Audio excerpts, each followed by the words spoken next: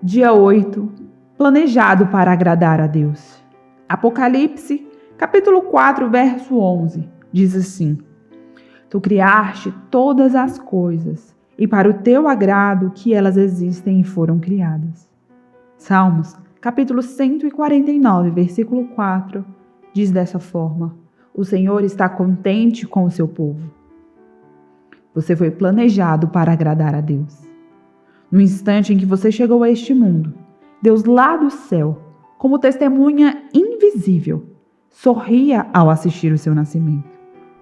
Ele quis que você existisse. A sua chegada lhe deu enorme prazer. Deus não precisava criar você, mas Ele decidiu te criar para a satisfação dele. Você existe para benefício, glória, propósito e prazer de Deus. Dar satisfação e viver para o prazer de Deus é o primeiro propósito da sua vida. Quando você entender plenamente essa verdade, jamais voltará a se sentir insignificante, pois isso prova o valor que você tem. Se você é assim importante para Deus, e se Ele te considera valioso o suficiente para mantê-lo consigo por toda a eternidade, como você poderia ser mais importante do que já é? Você é um filho de Deus e proporciona prazer ao coração dele, mais do que qualquer outra criatura. A Bíblia diz em Efésios capítulo 1, verso 5, que Deus já havia resolvido que nos tornaria seus filhos por meio de Jesus Cristo, pois este era o seu prazer, esta era a sua vontade. Um dos maiores dons que Deus lhe concedeu foi a capacidade de apreciar o prazer. Ele te criou com 5 sentidos e emoções, para que você pudesse experimentar essa sensação. Deus deseja que você aprecie a vida, não que apenas a suporte. O motivo pelo qual você pode sentir prazer é que Deus os fez à sua imagem. Com frequência, esquecemos que Deus também tem emoções. Ele possui sentimentos intensos. A Bíblia diz que Deus sofre, fica enciumado, encolerizado, sente compaixão, piedade, tristeza, comiseração, bem como alegria, regozijo e satisfação.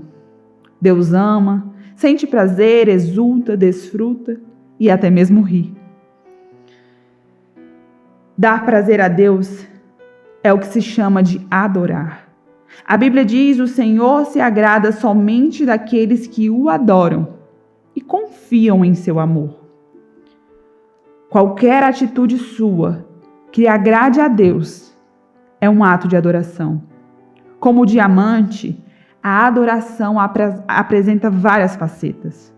Seriam necessários vários livros para abordar tudo o que precisamos compreender a respeito da adoração. Mas nesta sessão, estudaremos seus aspectos principais. Os antropólogos perceberam que a adoração é um impulso universal, estabelecido por Deus na estrutura do nosso ser. Uma necessidade intrínseca de nos ligarmos a Ele. Adorar é tão natural como comer e respirar. Quando não conseguimos adorá-lo, achamos um substituto, ainda que no fim sejamos nós mesmos. A razão pela qual o Senhor nos fez com esse desejo é que Ele anseia por adoradores. A Bíblia diz em João capítulo 4, verso 23, que Jesus disse ao Pai que procura por adoradores. Dependendo de sua formação religiosa, pode ser que você precise ampliar a sua compreensão do termo adorar. Você talvez vincule essa palavra a cultos na igreja em que haja cânticos, adoração, pregação, oração, ou visualize um cerimonial com velas e ceia, ou imagine curas, milagres, experiências arrebatadoras.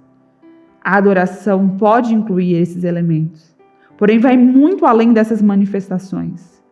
Adorar é um estilo de vida. Adoração é muito mais que música. Para muitos, adorar é simplesmente sinônimo de música. Eles dizem, em nossa igreja temos primeiro a adoração e depois a pregação. Esse é um grande mal-entendido. Todos os momentos do culto são um ato de adoração.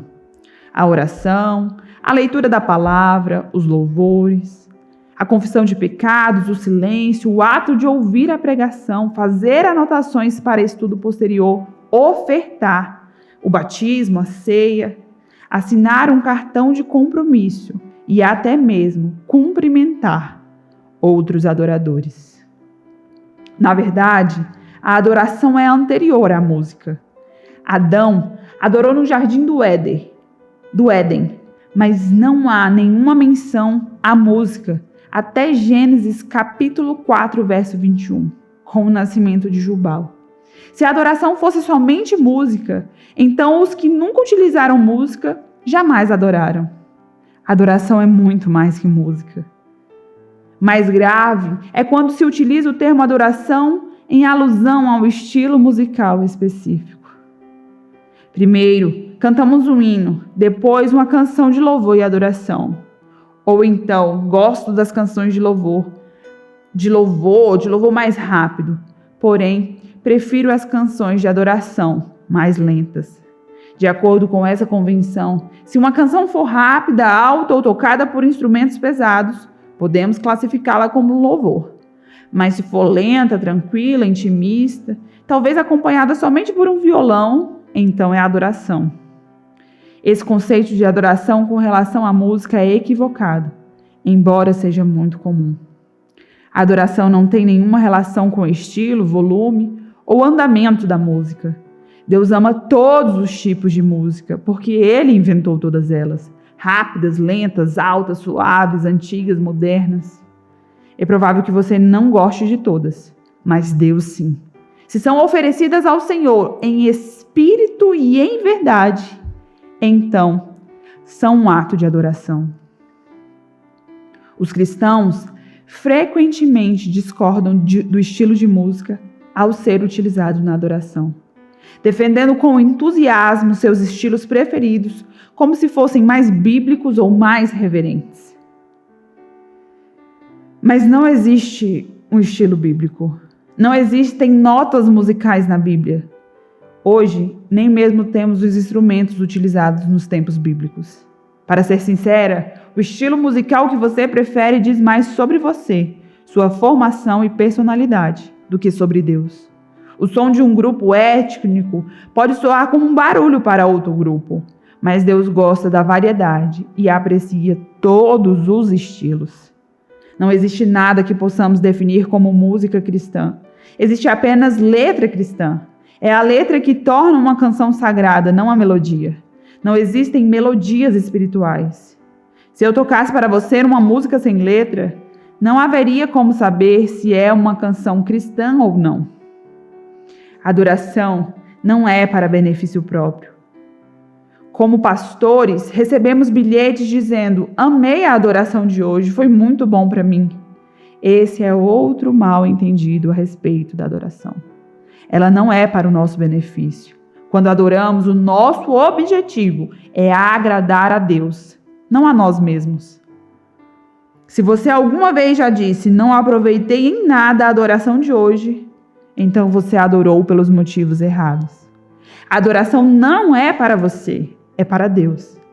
Claro que a maioria dos cultos de adoração contém elementos de comunhão entre os irmãos, edificação e evangelização.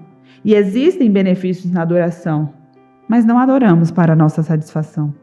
Nossa motivação é glorificar e agradar ao Criador. No capítulo 29 de Isaías, Deus reclama de uma adoração hipócrita e sem entusiasmo. O povo estava oferecendo a Deus orações repetitivas, louvores falsos, palavras vazias, rituais humanos, sem que o significado fosse levado em consideração. O coração de Deus não é tocado por uma adoração meramente tradicional, mas por paixão e compromisso. A Bíblia diz em Isaías capítulo 29, versículo 13: esse povo se aproxima de mim com a boca, me honra com os lábios, mas o seu coração está longe de mim. A adoração que me prestam é feita só de regras ensinadas por homens. Adoração não é parte da sua vida, é a sua vida. A adoração a Deus não se limita aos cultos na igreja, pois nos foi dito: estejam sempre na presença. E também cantem glórias e louvem ao Senhor desde o nascer até o pôr do sol. Na Bíblia, as pessoas louvavam a Deus no trabalho, em casa, na batalha, na prisão e até mesmo na cama. Louvar deve ser a sua primeira atividade, assim que abre os olhos pela manhã, e a sua última atividade, ao fechá-lo à noite. Davi disse: eu darei graças ao Senhor em todo o tempo. A minha boca sempre o louvará. Cada atividade pode ser transformada em um ato de adoração, quando realizada para louvar, glorificar e agradar a Deus. A Bíblia diz assim: quer que vocês comam, bebam ou façam qualquer outra coisa, façam tudo para a glória de Deus. Como é possível fazer tudo para a glória de Deus? Fazendo tudo como se estivesse fazendo para Jesus e mantendo uma conversa contínua com Ele durante a atividade. A Bíblia diz: tudo o que fizerem, façam de todo o coração, como para o Senhor e não para os homens. Este é um segredo de um estilo de vida em adoração. Fazer todas as coisas como se fossem para Jesus. A Bíblia diz em Romanos capítulo 12, verso 1, portanto, com a ajuda de Deus, quero que vocês façam o seguinte: entreguem a vida cotidiana, dormir, comer, trabalhar, passear. Entreguem a Deus como se fosse uma oferta. O trabalho torna-se uma adoração quando você o dedica a Deus e o realiza consciente de sua presença.